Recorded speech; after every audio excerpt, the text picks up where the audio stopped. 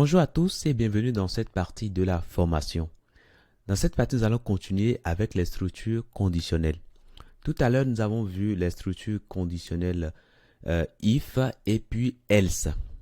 Donc, chaque fois, on teste une condition et c'est quand ça ne marche pas qu'on passe sur la condition suivante, etc. Il y a également une structure conditionnelle qui s'appelle switch. Ok? Si vous voulez, je vais effacer tout ça et je vais vous mettre ici switch. Voilà, tout simplement.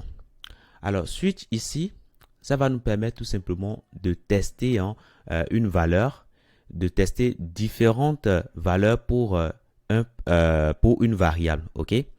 Donc, je suppose que nous avons par exemple ici une variable qui s'appelle, qui prend la valeur âge, enfin qui prend comme nom âge et on met 25 dedans.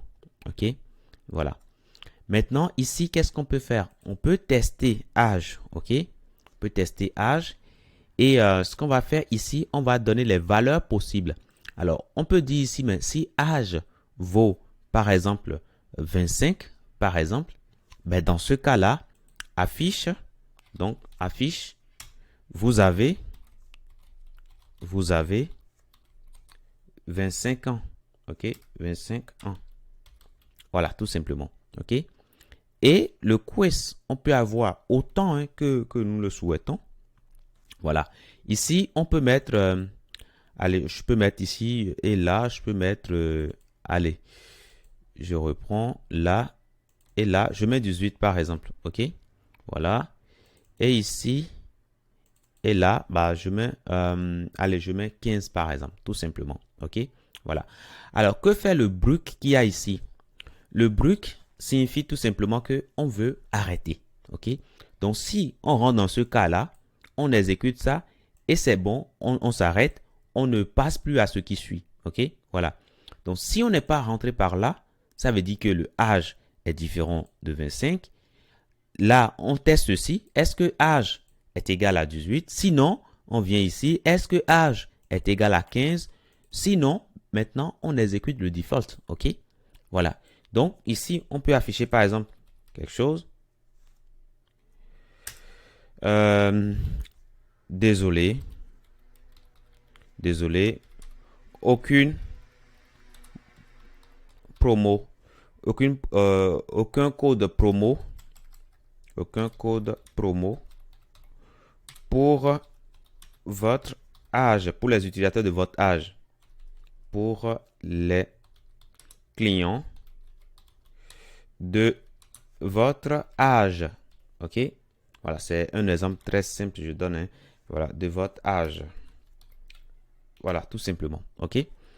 Alors, on peut aller voir tout cela rapidement. Alors, âge, pour l'instant, on a mis quelle valeur? On a mis 25. OK? Donc, on s'attend à avoir ceci. Voilà. Donc, si je reviens ici, qu'est-ce qui va se passer? Ça nous affiche ici, vous avez 25 ans. C'est parfait. OK? Maintenant, ce qu'on peut faire ici, comme tout à l'heure, on peut mettre ici prompt.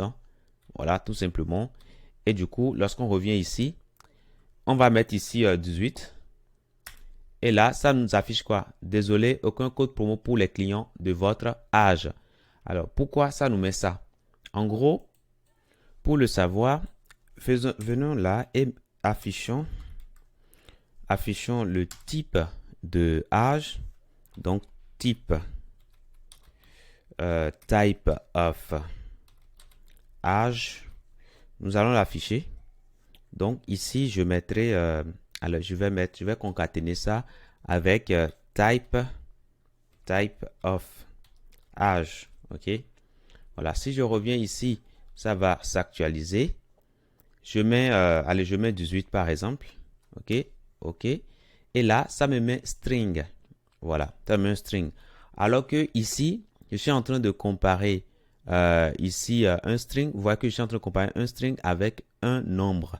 Du coup, ça ne passe pas. OK? Alors, ce que je peux faire, c'est de convertir mon âge. Je peux convertir ça en l'âge récupéré ici qui est string. Je peux le convertir en entier. OK? Et pour le faire, bah, je peux tout simplement utiliser une fonction que nous propose JavaScript qui s'appelle parseInt. OK? Donc, je coupe ça. Je mets parseInt. Voilà, qui me permet de convertir en entier. Donc, ça prend en paramètre, ici, en premier paramètre, une chaîne de caractères. Donc, on mettra tout simplement prompt dedans. OK? Voilà. Et si vous voulez, je reviens ici. Alors, ce qu'on va plutôt faire, si vous voulez, on va d'abord récupérer la valeur et c'est après nous allons faire la conversion. Ce sera mieux comme ça. Donc, CTRL Z, comme ça vous allez mieux comprendre tout ça. Donc là, on récupère l'âge et maintenant, on va changer, ok, parse int, voilà, pour convertir en entier et nous allons mettre âge là, tout simplement, ok. Maintenant, si je reviens ici, je vais actualiser pour prendre en compte les modifications. Je mets 18 et là, c'est bon, ça passe bien. Ça me dit ici, vous avez 18 ans.